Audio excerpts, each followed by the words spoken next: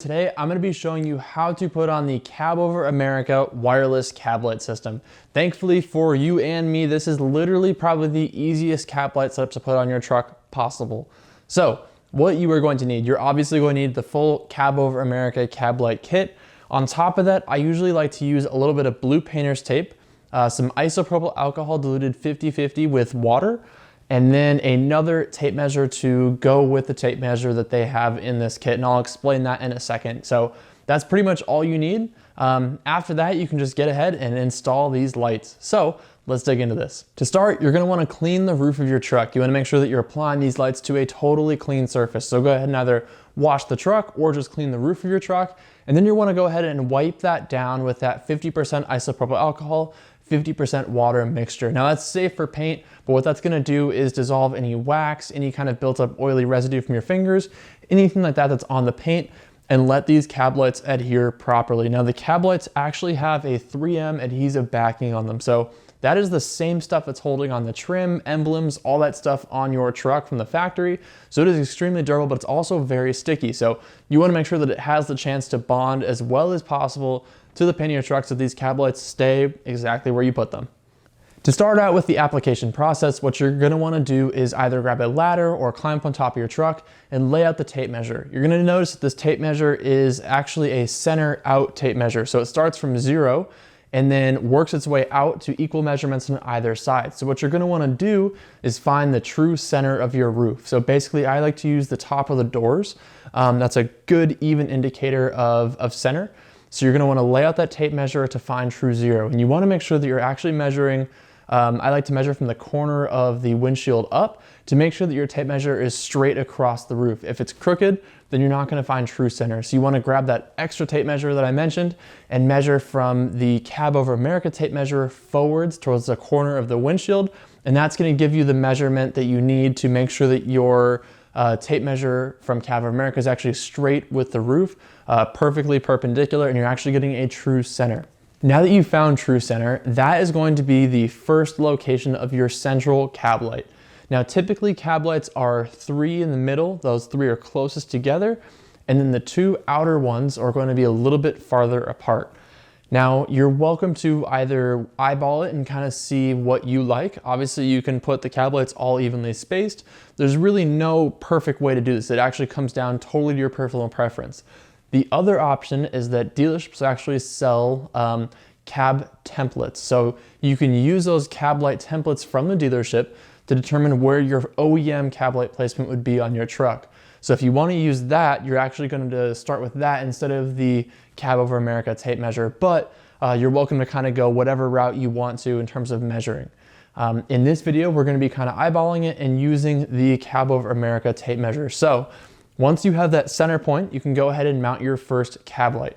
Now I like to use a tape measure to determine how far back that cab light is from the windshield of the truck so I know how to line up the other cab lights. And you're welcome to make those center 3 perfectly in line with each other, or maybe you want to have the middle one farthest forward and have everything else kind of sweeping back from that. Again, there's no right answer here, but you're basically just gonna make sure and measure that your outer 2 on either side of the center one are lined up with each other, perfectly square, perfectly centered.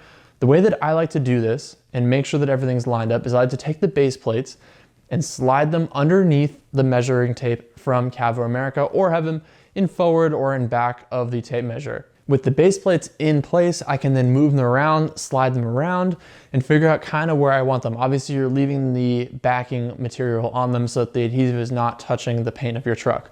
That gives you the freedom to kind of move them around. You can play with them, see where you want them. Like I said, there's no right method here. Once you've figured out exactly where center is, you can start with that first central cab light. And I find that it's easiest to start with the center one. So when you're ready, you're going to take that backing plate, you're gonna pick it up and you're gonna bend it to match the curvature of the roof of your truck. You notice that these backing plates are made of a thin metal material, and that's intentional because you can bend them just slightly to mimic the arc or curve of the metal on your roof. Now this isn't necessary, but it does help with the adhesion process. Obviously it's gonna make it a little bit easier to put on, so just do your best to match the curve of your roof. Once you've got that set, you're gonna peel off that backing and get ready to stick these down. Now this 3M adhesive is extremely sticky, so once these are on the cab of your truck, they're not going to want to come off. So make sure that when you put that on, you are sure that it is square, it is lined up, everything is perfect. If for any reason you're doubting yourself and you want a little bit of extra guidance, you can use some blue painter's tape to actually make a square that is perfectly square, and that way you can determine the exact angle of your cab light. You can make sure that that backing plate is perfectly square with the edges of your tape, so you know that it's totally straight with the truck, and you don't surprise yourself and put it crooked at the last second. So that's a nice little trick to make sure that everything is perfectly lined up. After that, you're gonna grab the rubber seal pieces and add those to the backing plates. You're just gonna pop those on, line up the holes, and snug them down. Once those are lined up, you're gonna actually grab your lights themselves. Now the little modules have a solar panel on top, so make sure that the solar panel is facing up, otherwise the lights can't charge. Before you put the actual lights into the rubber seal piece, make sure that you apply your filters. So if you have white lights, you won't need any filters, you'll just put them right in. But if you opted for the amber option, you're gonna want to apply those filters. So go ahead and grab those filters out of the kit, peel off the adhesive backing, and stick them onto the LED portion of the light. Now the nice thing is this adhesive isn't actually very strong, so what that means is you can always pull them off. So if you want to switch from amber to clear, or have some lights amber, some lights clear, whatever you want, you can make that happen at any point in time. It's an easy thing to change out. Once you have the amber filters adhered, you can go ahead and place the lights themselves into the rubber seal piece. Now make sure that they are snugged in tightly. They do actually fit into the square center part, so make sure they're sitting in there and not just floating on top. Once you have all the lights in, you can go ahead and grab your lenses. Cab Over America offers either tinted, clear, or amber lenses. In this case, we're gonna be using amber lights with an amber filter and then an amber lens on top of that.